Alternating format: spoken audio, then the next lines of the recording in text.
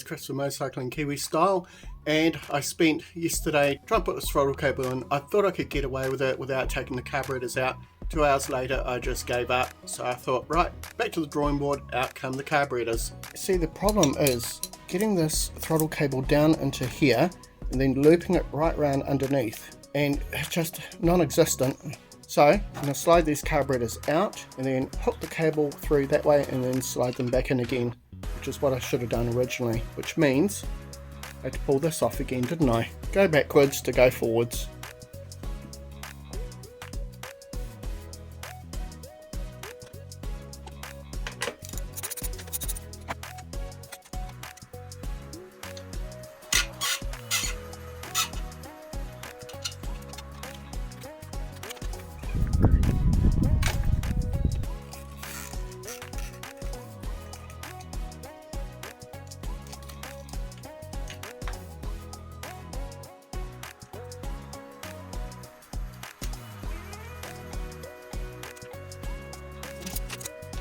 Going.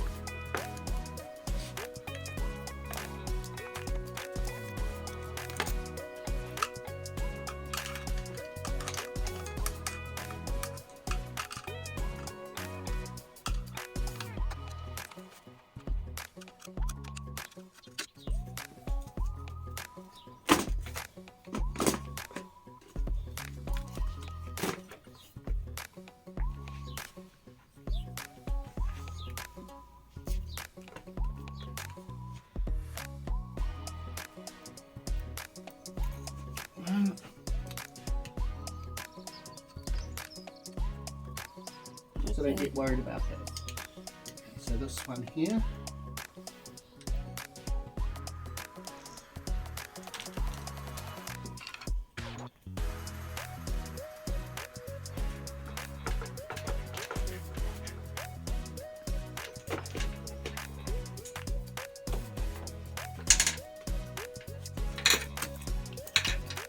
Let's go back.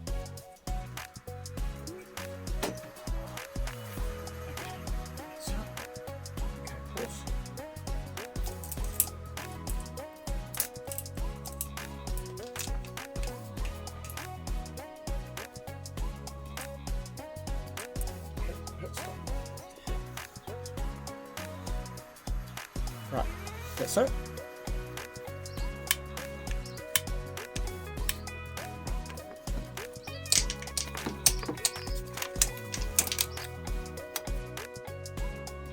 So far, I've got the throttle cable back in. Can't believe I spent so much time last night trying to put that in with the carburetors on. Note to self and note to anyone else, pull the carburetors out if you're going to put a throttle cable in.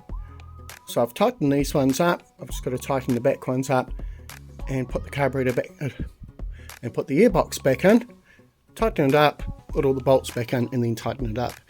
Put all the associated vents and things like that back in there. Get the throttle cable sorted, also hook it up over here. It's just, yeah, just taken not nearly as much time as I thought. Now you'll notice I haven't actually put a return cable in. I contemplated that, but I've had lots of advice. Don't bother, the spring's nice and strong.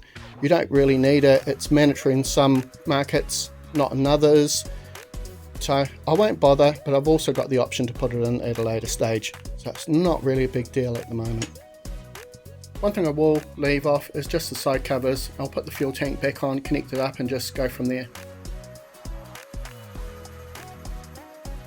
Checklist. This is done up. Throttle's nice and free. Screws are done up on the carbs. Seat mount screws are done. Tank's all connected.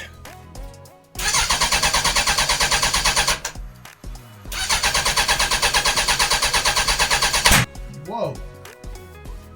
Right, update. So I've run into a big snag with this beast. Tried to get it going, it just wouldn't start. Just cranked over and cranked over and cranked over, and then a massive backfire. So don't know what I've done. It's just going to take a bit more time. Really disappointed. I was hoping to actually take it for a test ride today. These things happen. Which brings me to my next point. I started pulling the fairing off just to see what it looks like, and I'm just going to look at some stray wires, see if there's anything which shouldn't look like it does. Just looking in here, There's some really sketchy wiring here for these LED indicators. Geez, I don't know, something could be touching in there. The more I look at this fairing, the more I think I'm actually seriously considering taking it all off and making it into a single headlight unfaired model. Apparently very straightforward for the Bandit 1200s. Just removing this, taking off the bracket there, getting some bar mounted mirrors, getting a single headlight. The instruments, as far as I'm aware, are the same, so it's just a matter of just working out how it's all going to work. What do you guys think? Should I make this into a single headlight unfaired model, or should I just have a go at doing some sketchy plastic welding and see if I can save this? The odd thing about it is that without the fairing, this little wee nose cone actually looks quite cool. Another thought is I could save a little bit of the fairing, which is still workable, and just make a little wee nose cone type fairing out of this. Could be something different.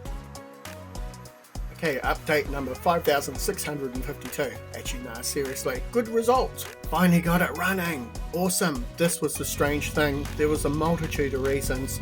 First up, the bike was just absolutely choked full of fuel just from trying to get it going. The battery was straining. So what it was, the choke was slightly stuck. So we're thinking that's probably what it was.